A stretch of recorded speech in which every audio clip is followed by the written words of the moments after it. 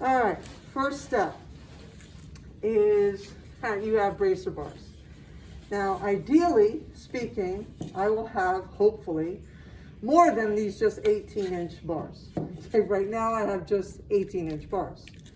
Now, the sizes I like to work with, 12 by 18, 16 by 20, and 18 by 24.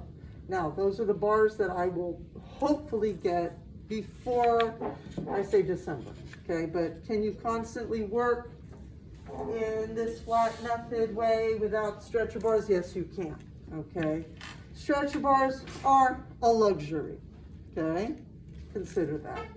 Now, step one, you need at least 4 stretcher bars. That's what these are called. Stretcher bars are what these are called. You might have seen them in microphones. Wondering what the heck do they do with these? Now, what do you do? Here we go. You join them together, and they have what you could say a 45-degree angle in between. Ideally, like I said, it would be 18 by 24, 16 by 20, or at least, what was the other, 12 by 18. Okay, those are my favorite measurements because I think they're good sizes to work with. Now, you kind of slide it into the groove. There's like a little groove. And just to make sure that it is even, a few things that you can do. One method is that you take a T-square or a right triangle. In this case, I am using a right triangle, okay? And I'm just gonna check to see if my edges are pretty much straight. Yes, and yes, they are square. Yes, square, and yes. Uh-oh, this one's a little bit off, so what I will do is I'll probably wiggle jiggle it so that, put a little pressure on it, so that way, oops, that was a little too much pressure.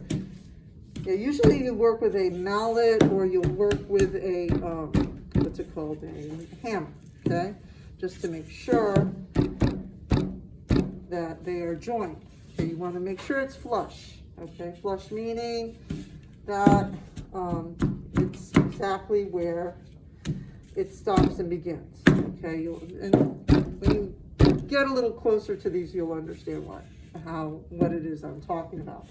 Another method that I was taught, okay, by a professor again, I believe, he told me just go to a door threshold, and sorry, this is off camera, but you take your bracer bar, you go to the threshold, and you just hit it up against here, and this would tell you whether or not it's perfectly square. Okay, by doing that, this is not the best because of the fact that it has that, but any threshold where it's a perfect square, maybe in there, I don't know, we could find a spot. Now, this is the bracer bar. Now, second step, I would leave the numbers facing up because you want to know what size it is, okay? You want to, sometimes we forget. Now, this is a staple gun. I'm not sure how this particular one works, but I have many at home. This one, I'll be frank, I bought it at the dollar store down the way.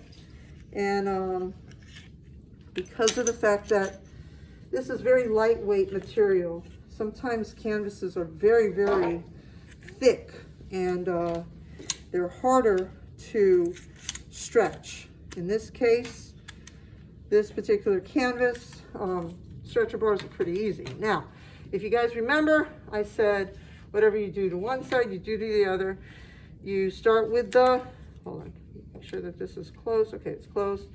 You start with one corner, and then you pull a bit, not too tight, but you want it a little bit taut. You want to pull, and then come to the other side and staple again. And then you want to turn it, and then you want to gently pull and staple, and then do the same thing to the other side. Remember, equal, you could say, pressure on both sides or equal pull on both sides, and slowly work your way around, okay?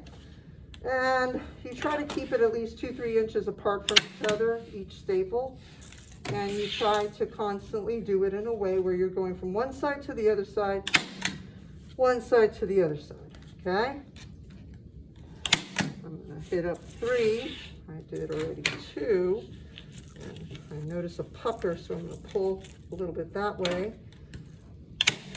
And you just keep going, okay, until you get to the corners. And corners are a little tricky, and don't worry, I'll show you how to do those.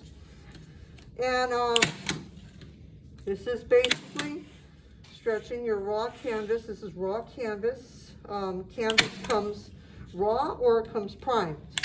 This particular canvas is raw, okay? They have thicknesses, and they call it duct. Duct is thickness. Like they say 10 duct, 2 duct, 3 duct, D-U-C-T, duct. It's almost like wire, if you think about it. They have gauges. Same too with fabric. And 10 duct is a little bit thicker, takes a beating. If you know your painting gets hurt in transit, you could fix it.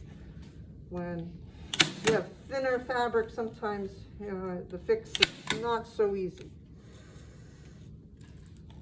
So as you see, I'm pulling it. There's even things that you could buy that are stretcher. They kind of make this thing that you could pull while you do it. It's kind of like a wrench, or sorry, like a plier for fabric, you could say. All right, now the tricky part is the corners.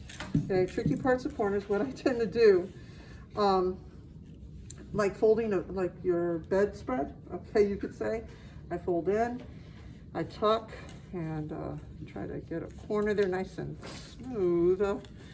There we go. That's not actually.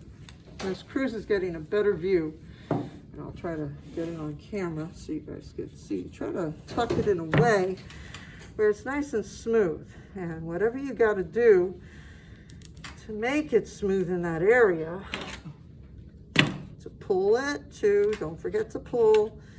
Make sure it's taut. And that's your corner done. Same thing here. It's kind of like making doing a bedspread kind of thing. Pull it around, and then I tuck it in a bit more. And sorry. Okay.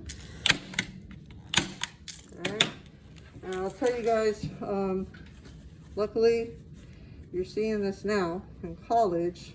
Hopefully your professor will teach it to you. But if they don't, I just did, okay? And it will be on YouTube for you, so you can look at it at any time. And I'm telling you right now, you could use any fabric, like I said yesterday.